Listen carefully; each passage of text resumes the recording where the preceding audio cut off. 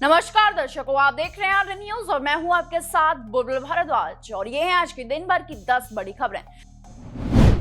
गुजरात के राजकोट में TRP game zone में भीषण आग लगने से 27 लोगों की मौत हो गई, जिसमें 9 बच्चे भी शामिल हैं। शनिवार को आग की सूचना मिलते ही फायर ब्रिगेड की टीम ने रेस्क्यू ऑपरेशन शुरू कर दिया। गेमिंग जोन में आग लगने के वक्त अच्छी खासी संख्या में लोग वहां मौजूद थे, क्योंकि शनिवार को छुट्टी का दिन था।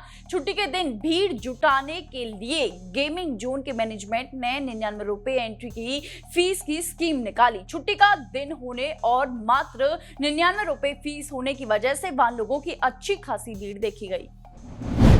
दिल्ली की 7 सीटों पर शनिवार को मतदान संपन्न हुआ। चुनाव आयोग की ओर से जारी प्रेस नोट में बताया गया है कि दिल्ली की 7 लोकसभा सीटों पर 55.85% वोटिंग हुई है। वहीं साल 2019 के आम चुनावों में दिल्ली में 60.52% मतदान हुआ था। चुनाव आयोग के आंकड़े के अनुसार पिछले चुनाव की तुलना में इस चुनाव में मतदान कम हुआ है। इस चुनाव में विभिन्न राजनीतिक दलों के 167 उम्मीदवार मैदान में थे। वहीं अब की बार सबसे ज्यादा मतदान पूर्वी दिल्ली सीटों पर दिखाई दिया, जहां बीजेपी की ओर से मनोज तिवारी और गठबंधन की ओर से कन्हैया कुमार मैदान में थे।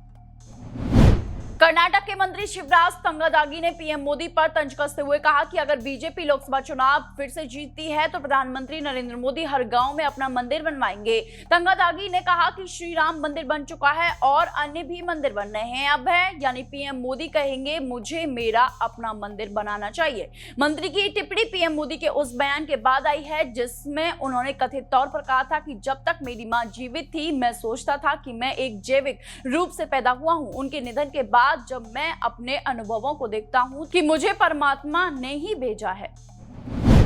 लोकसभा चुनाव के छठे फेज की वोटिंग के दौरान दिल्ली के सीएम अरविंद केजरीवाल ने शनिवार यानी 25 मई की सुबह अपने परिवार के साथ दिल्ली में वोट डाला, जिसकी तस्वीर उन्होंने सोशल मीडिया पर पोस्ट की, जिसमें लिखा था, मैंने अपने पिता, पत्नी और बच्चों के साथ आज वोट डाला। मेरी माताजी की तबीयत बहुत खराब है, इसलिए वे नहीं आ पाई हैं। केजरीवाल की इस तस्वीर को फिर से पोस्ट करते हुए पाकिस्तान के पूर्व मंत्री फवाद चौधरी ने लिखा, मैं कामना करता हूं कि शांति और सद्भाव से नफरत और उग्रवाद की ताकतों की हार होगी।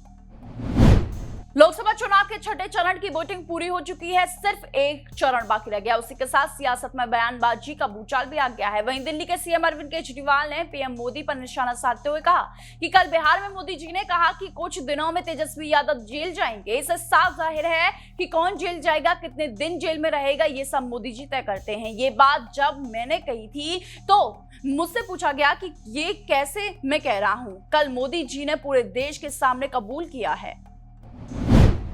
टेस्ला के सीईओ एलन मस्क सुर्खियों में बने रहने के लिए कोई ना कोई वजह ढूंढ ही लेते हैं। अब उन्होंने व्हाट्सएप को लेकर कुछ ऐसा दावा किया है। दरअसल एक यूजर्स की पोस्ट में कहा गया है कि व्हाट्सएप हर रात यूजर्स के डेटा को एक्सपोर्ट करता है और ऐड के लिए टारगेट ऑडियंस सेट करने के लिए इसका इस्तेमाल किया जाता है। उन्होंने यूजर्स को कंज्यूमर नहीं बल्कि एक प्रोडक्ट बना दिया है। इस पर मस्क ने कहा कि व्हाट्सएप हर रात अपने यूजर्स का डेटा एक्सपोर्ट करता है। हालांकि कई लोग सोचते हैं कि ये सुरक्षित प्लेटफॉर्म है। मस्क के इस आरोप पर मेटा और व्हाट्सएप की ओर से कोई कमेंट अभी तक नहीं किया गया है।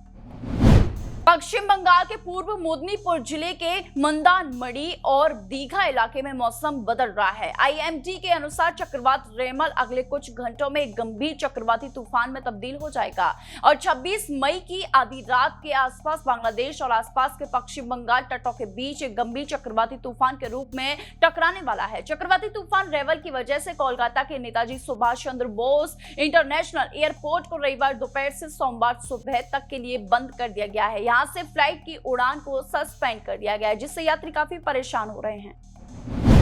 अयोध्या में रामलला के दर्शन करने जाने का अगर आप प्लान बना रहे हैं तो आपको बता दें कि राम मंदिर ट्रस्ट ने मंदिर में मोबाइल फोन पर पूर्ण प्रतिबंध लगाने का फैसला किया है। मंदिर के ट्रस्टी अनिल मिश्रा ने जानकारी देते हुए बताया है कि सुरक्षा और भक्तों की सुविधाओं को देखते हुए ये फैसला लिया गया है। ट्रस्ट ने फैसले को लेकर सभी राम भक्तों से इस निर्णय का सम्मान करने की अपील भी की है। उन्होंने भक्तों से राम मंदिर परिसर में क्लॉक रूम की सुविधा का इस्तेमाल करने और व्यवस्था बनाए रखने के सहयोग करने का आग्रह भी किया है।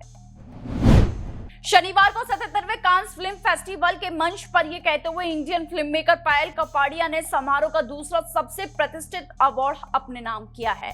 पायल की film all we imagine as light को यहां ग्रैंड पिक्स अवार्ड से नवाजा गया है। इसके साथ ही पायल ये अवार्ड अपने नाम करने वाली पहली भारतीय फिल्म मेकर बन चुकी हैं। फिल्म को कांस की सबसे प्रतिष्ठित कैटेगरी पाम डी ओर के अंतर्गत 23 मई को प्रीमियम किया गया था। इस कैटेगरी में ये 30 साल बाद सिलेक्ट होने वाली भारतीय फिल्म थी। इससे पहले 1994 में फिल्म स्वहम को इस कैटेगरी में नॉमिनेट किया गया था।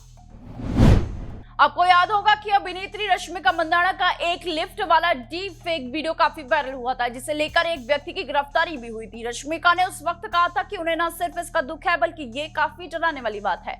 और इतना बवाल होने के बाद अब उनका एक और deep fake video social media पर तेजी के साथ वायरल हो रहा है, जिसमें वो लाल रंग की बिकनी पहने किसी झरने के नीचे खड़ी दिख रही है। साथ ही इसमें रश्मिका की फिल्म पुष्पा का सामी सामी गाना भी बज रहा है। तो ये थी आज की 10 बड़ी खबरें। देखते रहिए सिर्फ और सिर्फ आर्य न्यूज। मिलते हैं अगली वीडियो में। धन्यवाद।